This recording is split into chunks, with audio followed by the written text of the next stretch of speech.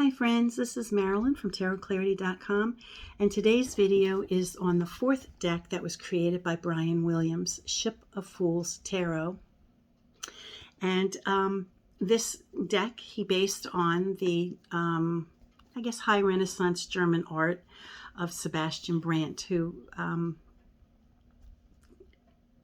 created the classic Narrenschiff, or the Ship of Fools is the translation, I believe. And, you know, as many of you had contacted me after I did a video on the three decks, the only three decks that I thought Brian Williams had done, the Renaissance, the Pomo, and the Minchiati, I was informed that there was a fourth deck. And so the collector in me had to get the fourth deck. And to my surprise, and to my bewilderment, really, I was able to get all four of his decks. Well, I was able to get three of the four decks still shrink wrapped, you know, like brand new decks, even though they haven't been printed for 20 some years, and all for like under $20. I mean, this one I got for under 10, 9 something, $9.50 maybe, you know, so I don't understand it. The man's been dead for 20 years, and you know, certainly it's out of print. It's not being reprinted. So I just don't understand how sometimes things can depreciate when most of the time they appreciate in value. Yeah, especially since the box itself, you know, $34.95 in the US and more for Canada. The Canadian prices more because they have a different system. So let me try to snip this open.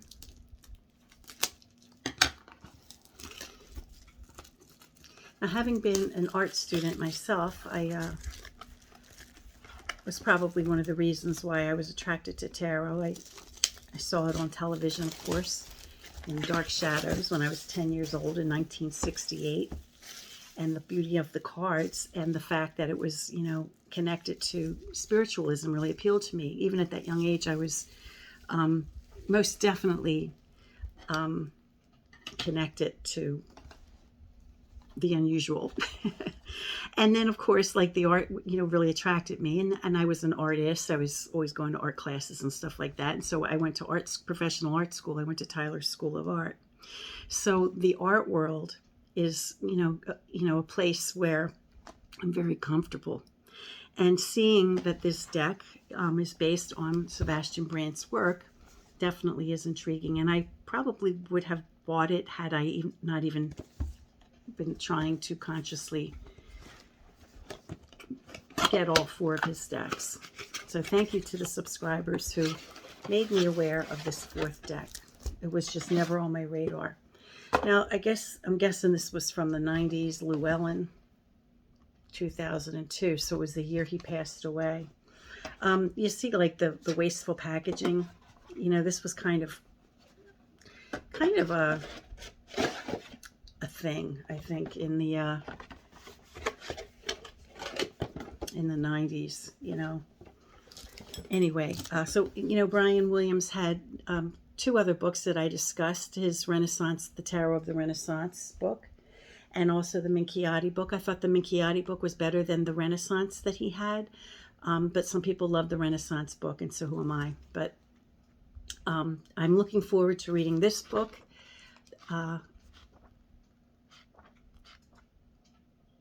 He makes connections with, in this book, just doing a cursory. He's comparing the classic tarot. It looks like the classic tarot or the TDM, and scenes from Narrenschiff, and then also the A.E. Waite and Pamela Coleman Smith collaboration. So I'd be very interested to hear what he has to say on this deck that he's created. But this video is just going to be on the cards themselves, and they're also shrink wrapped. So let me pause it so you don't have to endure me breaking the seal on this, and I'll be right back.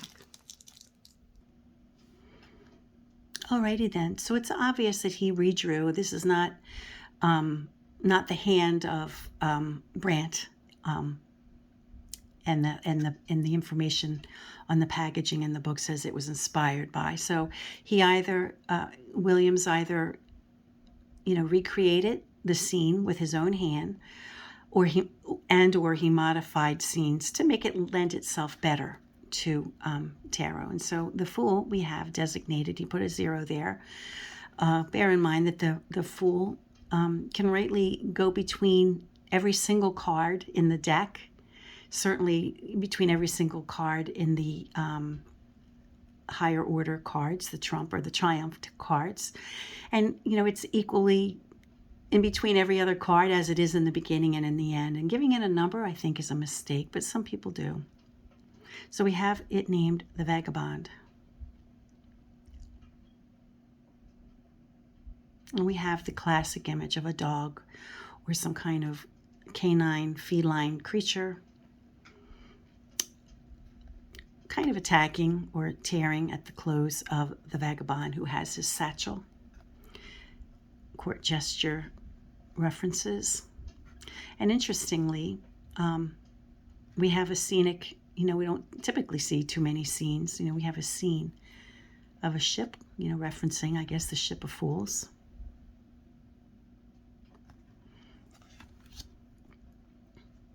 The Mountebank. Well, it's very nice to hear it be called the Mountebank, because that's what the magician is, right? Remember that his number is only number 1, so he is like the lowest number in the series of the Trump order, right? So he has the least standing in society. And so how the occultists, put him up on a pedestal to be some kind of, magus, right? I mean, like some kind of like amazing magician, when really he was kind of like a con artist, a traveling, I don't know, it could have been like a, pick up his wares and take off when the town got sick of him. The female pope.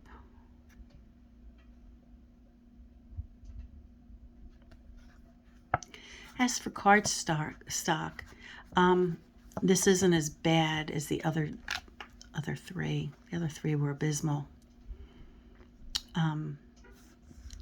This cardstock is a little bit better.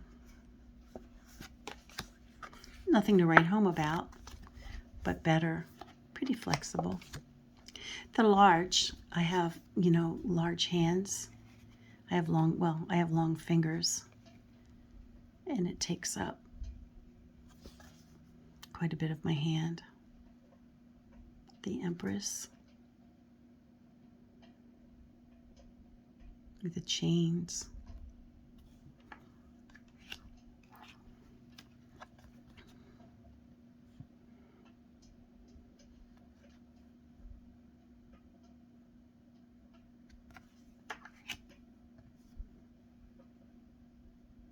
So you get the idea, since it's called the Ship of Fools, that the Fool,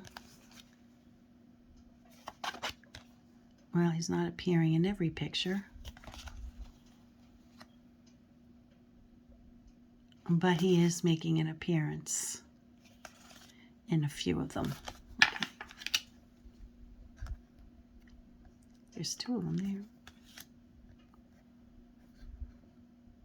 Wow.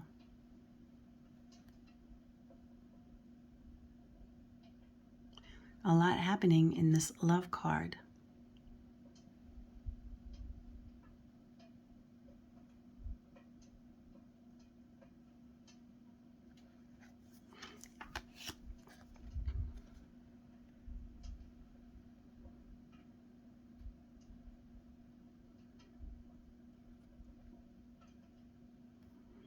This reminds me of the story of Pinocchio, where the bad boys, get taken to the carnival where they complete their transformation from boys to animals. It kind of reminds me of that.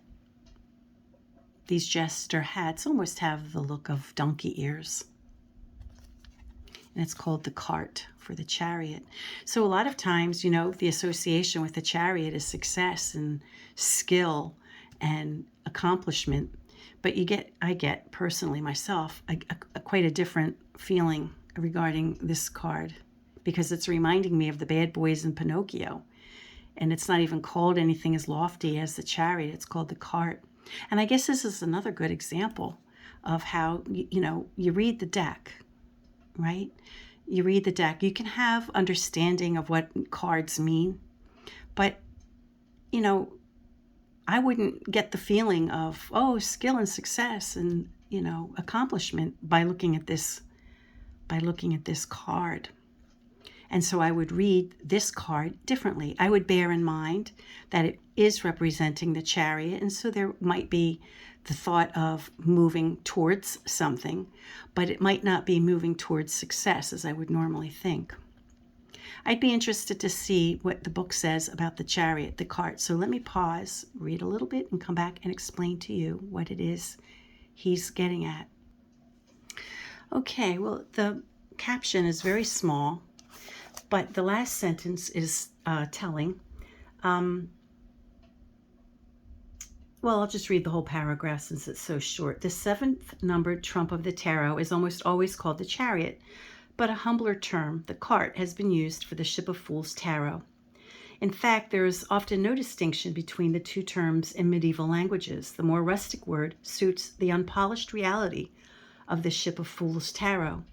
The image is taken directly from a Narrenschiff title page, where it is combined with another image of fools thronging a seaborne ship. Brant's wagon then is full of fools on their way to the fleets that will carry them to far off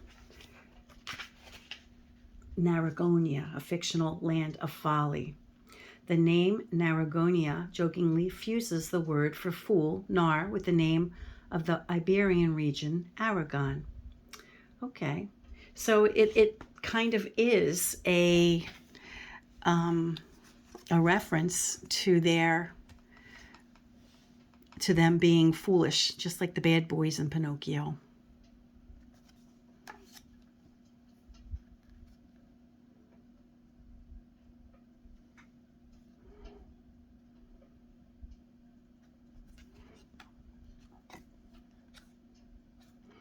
So in this deck, 8 is justice and not fortitude.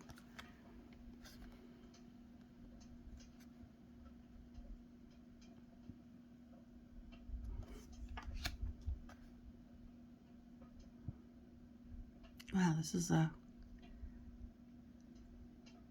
beautiful fortune card.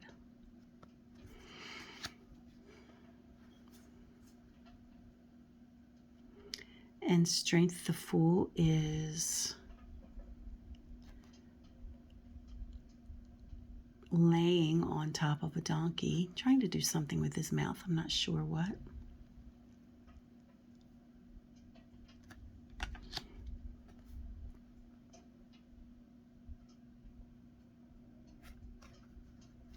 So it's black on sepia.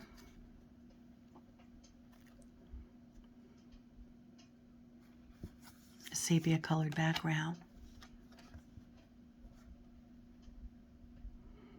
And a gentleman rather than a woman for temperance.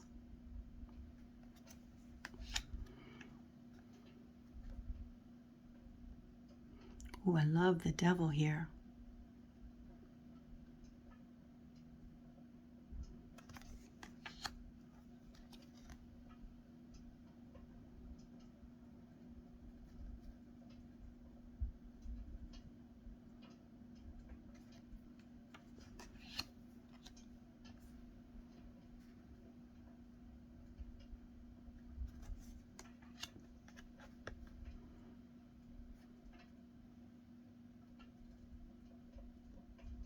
So based on these first few cards of the Trump order, of the 4 decks that I have of his now, this one I guess is my favorite. Probably be the only one I really use.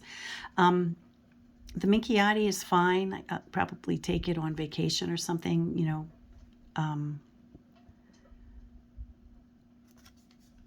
with me rather than take one of my, you know, more expensive art decks. But I probably, yeah, I don't know. I'm not, I'll never use the POMO, the postmodern deck. The Renaissance is pretty-ish, but it's not my cup of tea. But I do like this one.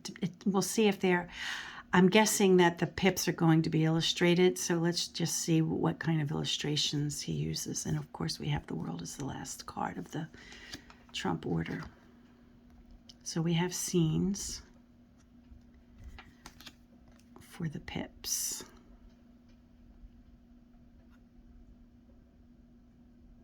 Oh my.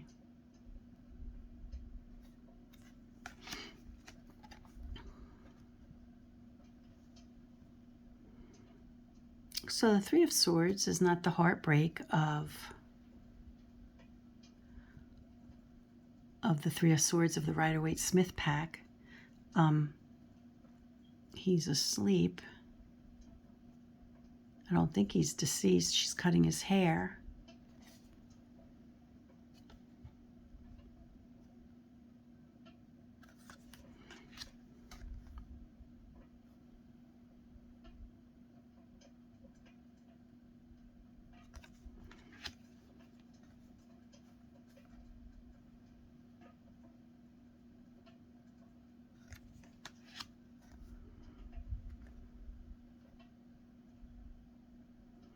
Oh, he's not having a good day.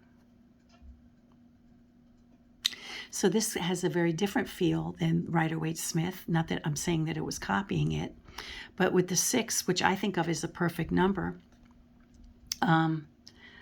you know, if I were to see 6 swords of a TDM style, you know, I wouldn't get the feeling that I get from this, you know, from this card, which is different than the feeling I would even get if I was reading the Waite-Coleman-Smith collaboration, right? The ship is going down, and so is he. So, you know, it's a much different message than I would interpret with a non-scenic pip deck or even with the Rider-Waite-Smith deck, right? So this is another example of when I say you read the deck. You know, it's good to have understanding of number and meaning, but you're really reading what you're seeing in the cards, and you're interpreting the message of the cards. And if the message doesn't jibe with, you know, the definition you have in your head, then it's a forced fit, right? Now here we have 7 of Swords, and that's kind of reminiscent of the Rider-Waite-Smith. So I guess he borrowed a little bit after all, even though the number of justice and fortitude aren't the same. But it's possible that in his mind he felt that the 7 of Swords, meant the same thing to him, and so that's what he chose to make it resemble. So we have the 9. It's similar to a Rider-Waite-Smith, image where the person's in bed. This person doesn't seem as melancholy or distraught, although it's kind of an upsetting scene.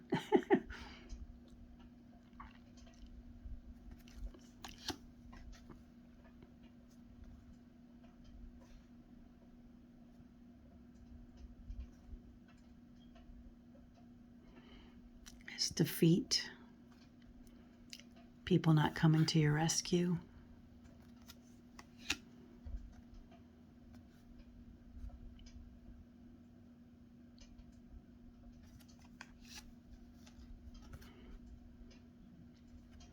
So in medieval and Renaissance period of time, the Fool was a familiar topic,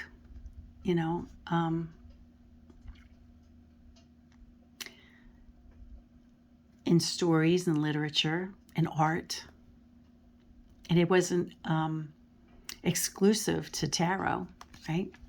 It made its way into tarot because it was already part of the public's psyche, as were the other images like virtue and vice.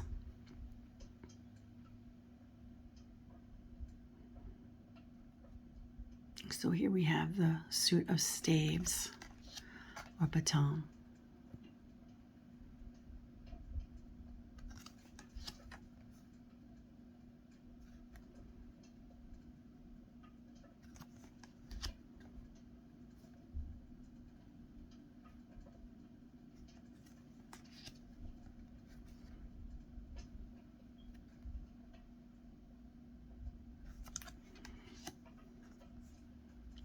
Now I wonder how much richer it may have looked had these images been colored, you know. I mean, I recognize that the original artwork was done, you know, probably with, oh, I forget the technique. It's not even with a pencil. It's, you have a metal scraper, you scrape against clay. I did a lot of drawings like that in art school. I forget what it's called. It escapes me. So I imagine that that's what the original drawings were, unless they were engravings. I'm not really sure. But it just reminds me of the point. I forget what it's called. It's got a special name. So if any of you know what I'm talking about, please mention it in the comments. So, you know, I can recognize and understand that the original pictures were not in color, but I wonder if it might not have added something to this deck had it been in color.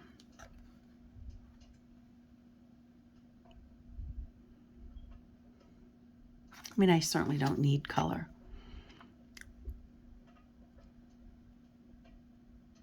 I mean, I say that because, you know, in the original drawings, the hand or the artwork itself was so rich, probably in the cross hatching and you know, and subtlety of, of the way things were drawn, that I don't think, you know, copying the master has in this rendition. You know, it's inspired by the master, but it's not to the level of the master, in other words. And so I don't know that, you know, having a little bit of like color, you know, even if it was just a kiss of color in the green for the grass or brown in the trees or blue in the sky, if it would not have added a little something.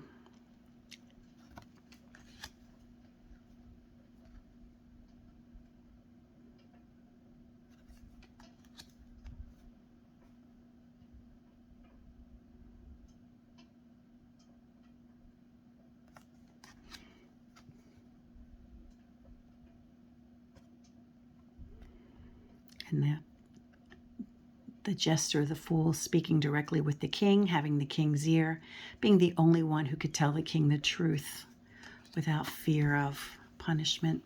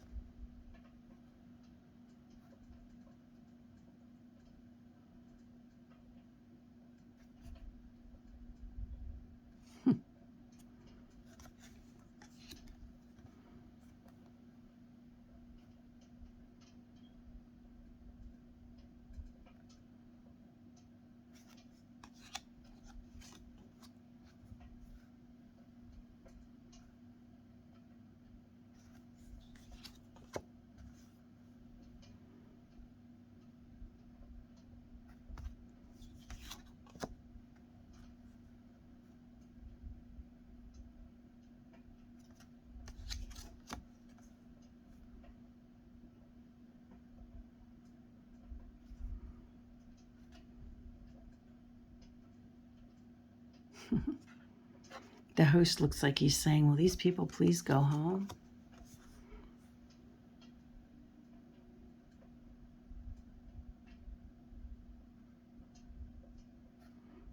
That's interesting. The beauty of poetry and music, and then like the reality of throwing your wastewater out the window in close proximity to beautiful things, concepts.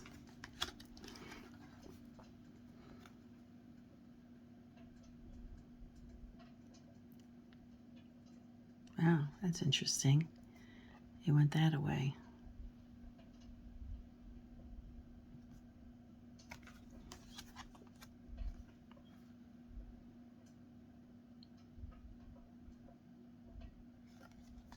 He's riding a lobster instead of a horse.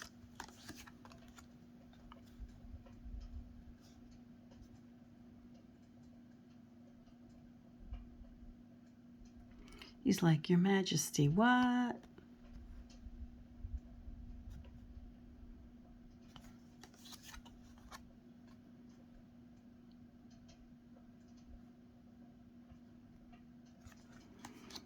And I think this is the last suit, the suit of coins.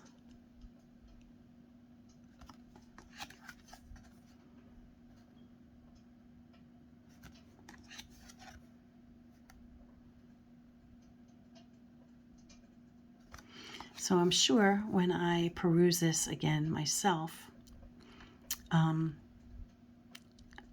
think of other things I should have said. But, when I do a review or when I do an unboxing, I guess this is essentially an unboxing since I tore the cellophane off of it. I don't get to see it ahead of time, and I get to see it through the lens of a camera, and it's really hard for me to see. So I do my best. The important thing is you get to see it.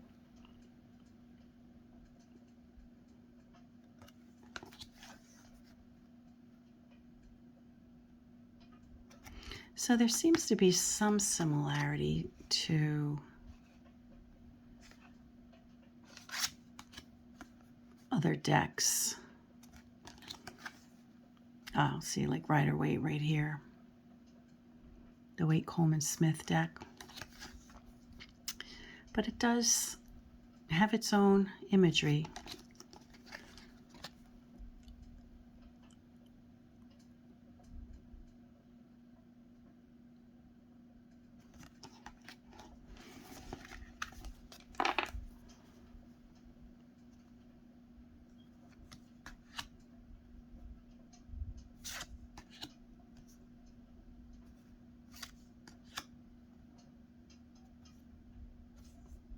And there we have it. Oh, and we have a few instructional cards, one describing a method of doing the Celtic cross, and the other one is the exquisite corpse and his way of doing it.